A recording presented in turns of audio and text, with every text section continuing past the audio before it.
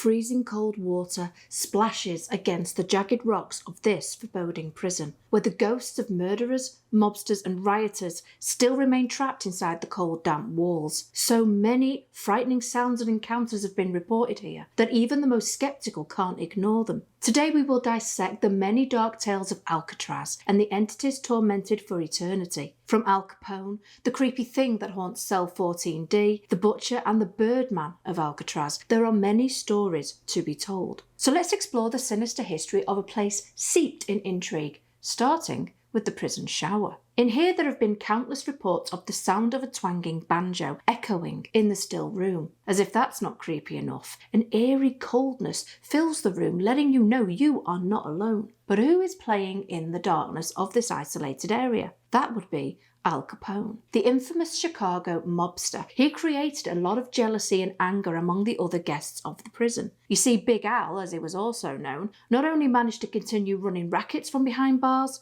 but he also manipulated the guards into giving him privileges like a radio and carpet in his cell. Due to fear for his safety, especially after another inmate stabbed him on June 23, 1936, he used to spend his 1 hour of free time away from his cell numbered 181 in the shower room, away from any possible threats. Now, as you can imagine, there have been many notorious killers holed up inside the prison over the years. One such man was A.B. Maldowitz, who went by the nickname The Butcher, and was a hitman for the crime syndicate known as Murder Inc. Now, this group are said to have been responsible for as many as 1,000 murders, and might be the reason that the butcher was murdered in the laundry room by another inmate. But even in death, he never left. You see, all the way through C Block, his foreboding presence is still felt. Whitey Thompson brought a reporter to this area and at some point saw something that shook them to their core. You see, after giving a description of the ghost she saw, she described the hitman to a T. Our next ghost was diagnosed as being a psychopath and with an IQ of 112 in 1942. He's said to have murdered at least 2 people and instilled fear in those around him. But one day, things all changed for Robert Stroud as he came across a nest with 3 injured sparrows inside and decided he wanted to nurse them back to health. Before long, he had 300 canaries living in his cell with him, which the guards despised. This led him to being transferred to Alcatraz, where birds visiting him was thought to be nearly impossible, and he gained the nickname the Birdman of Alcatraz. Long after his death, though, he has been seen enjoying his favourite pastime. Visitors have seen him lying on his bed, reading a book, with the chirping of canaries clearly heard. How would you react to seeing him? Would you find it fascinating, or would his presence make you want to run far away from his lonely cell? Now, as you can imagine, prisoners complaining about seeing ghostly entities will be more than enough to make the prison guards laugh and tell them to stop acting up or imagining things. But that came back and bit them hard on the ass. One entity that both prisoners and guards witnessed regularly was given the nickname The Thing, which sounds very ominous. In the 1940s, one such encounter left many people afraid and searching the shadows of the prison as they went about their day. You see, one of the prisoners was locked away in the hole, which was D Block. He was screaming about something being in the cell with him, but the guards ignored his cries, believing him to be just causing trouble. In the morning, though, they discovered the poor guy dead with strangulation marks round his throat. Visitors to D Block have noticed that the area is constantly freezing cold, reported to be 20 to 30 degrees less than surrounding areas. Could it be the thing that's causing the chills? Described by many as a pair of bright red eyes that glare at you from within the darkness, but it seems that's not always the case. Witnesses who have seen the thing during the day have described the same coldness, but state he appears as a man dressed in 19th century clothing.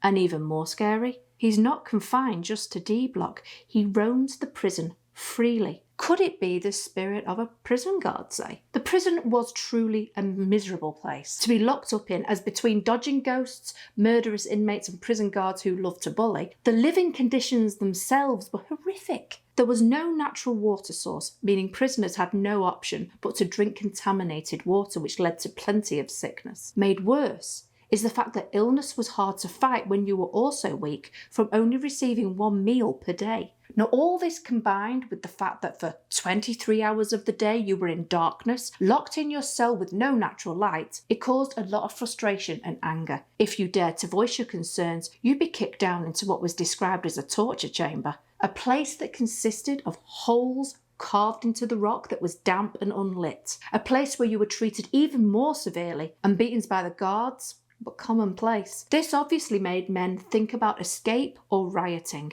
and some acted out on these feelings. In one such corridor of the prison, feelings are still felt today from a riot that started on May 1st, 1948. One reporter named Ted Wygant spent the night in this very hallway and discovered the atmosphere to be filled with anger, fear and frustration. So strong were these emotions that Ted became aggressive in his demeanour and had to fight the urge to shoot someone. You see, in this area, 3 inmates named Bernard Coy, Joe Kretzer and Marvin Hubbard broke into the armory using guards as shields. After arming themselves to the teeth, they set about freeing an entire cell block. But disaster struck as the key they were to use to get outside of the prison didn't work, meaning they were trapped in that corridor with no other choice than to fight their way out. After being joined by 2 more prisoners and accumulating 14 guards as hostages, Kretzer decided it would be a great idea to start shooting at the guards, with many dying.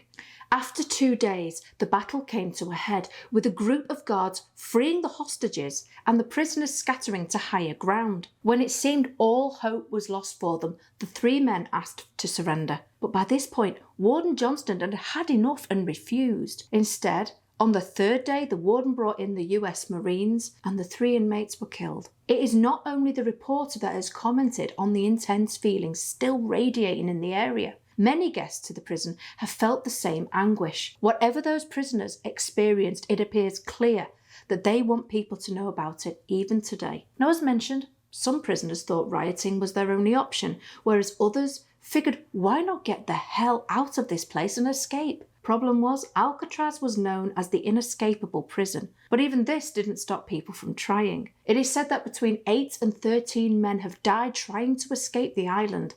The most successful attempt occurred, though, on a dark night on June 12, 1962. John and Clarence Anglin and Frank Morris managed to tunnel out of their cells and even made papier-mâché replicas which they placed in their beds. These guys really planned for just about everything, but it was believed that they drowned, as they never turned up anywhere. But then in 2013, 51 years after being declared dead, the FBI received a letter signed by John Anglin proving that there was a chance that he really did survive. Even if you escape the prison walls, there are ghostly stories attached to the lighthouse positioned on the rock. Originally built in 1854, it was replaced in the early 1900s. Now, on foggy nights, there are reports that the old tower will suddenly appear as the sound of a whistle reverberates through the cold air. While the shrill sound is heard, a green ghostly light slowly moves around the island, but once it is circled, it will disappear just as suddenly. That would be incredibly creepy to see. Have any of you been to Alcatraz and witnessed or felt anything strange? I would love to hear about it in the comments below. Many experts and visitors to the island have felt its haunting atmosphere, a place so disturbing that even before it became a prison, Native Americans would banish their own there for breaking tribal laws. They seemed to believe it was cursed land. By the time Alcatraz became a federal penitentiary in 1933, it was already a haunted island. Writer E. Randall Floyd wrote a book called In the Realm of Ghosts and Hauntings in 2002, and in it he states, almost every guard and official who served at Alcatraz until it was shut down by Attorney General Robert Kennedy in the early 1960s experienced something out of the ordinary. And from what we've discussed today, it seems ghosts will continue to show that they're still hanging around Alcatraz for many years to come.